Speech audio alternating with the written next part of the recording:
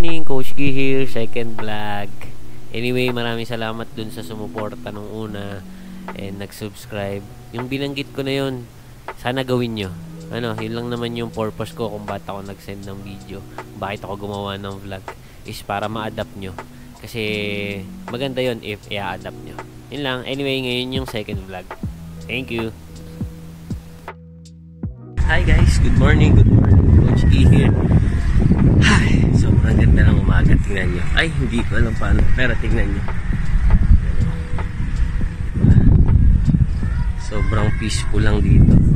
And sobrang masaya lang. Sobrang gratitude lang yung nararamdaman ko. And kayo sana ganun din.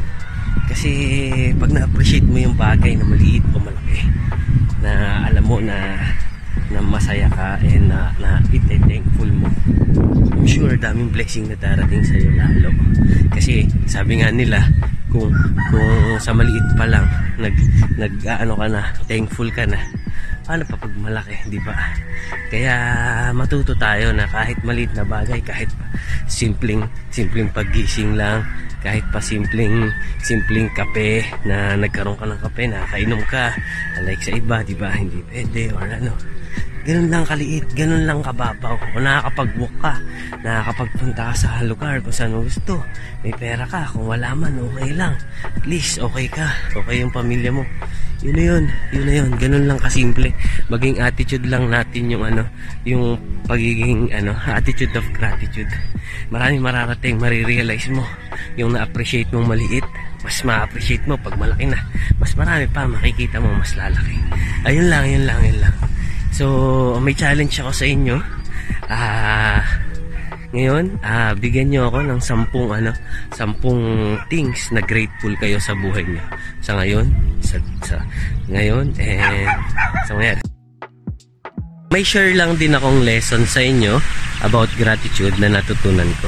Ang example nito is, pag meron ka kunyari 2 anak na binigyan mo pareho ng same gift, binigay mo nung Pasko, yung isa sobrang thank you lang mami, kasi thank you kasi tama, Pasko naman so dapat talaga meron ako. Yung isa naman sobrang grateful niya na ultimo na appreciate niya kahit ganun kaliit, mami ang ganda nito, ang ganda ng kulay, sobrang thank you kasi di mo naman ako dapat bigyan, binigyan mo pa rin ako. Parang ganun yung pagkakaiba ng dalawa is sobrang grateful, yung isa tama lang, thank you lang.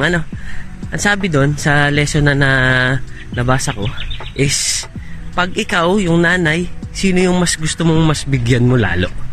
Diba? Sino yung parang, ayos to sobrang nagte-thank you to, bigyan ko pa nga to ng iba pa, bigyan ko pa nga, dagdagan ko pa. Kumbaga parang ikaw na nagbigay, natuwa ka kasi kahit pareho naman ng binigay mo, yung isa sobrang saya. So ikaw sa sarili mo na nagbibigay, mas gusto mo pang bigyan yung isa, di ba? So ganun lang tayo sa buhay. The more na thankful ka, kahit sa maliliit na bagay, magugulat ka. Promise, magugulat ka. Sobrang daming blessing, mas ma-appreciate mo yung mga binibigay sa'yo. Kasi bigay ng bigay si God sa'yo, dahil na-appreciate mo yung binibigay niya. Yun lang. Maraming salamat, Coach G here. Ingat kayo. God bless, and sana maging kung sino man makarinig nito or makapanood, I wish you success in life and happiness and love, and always be appreciative of little things. Salamat, Coach G. Bye.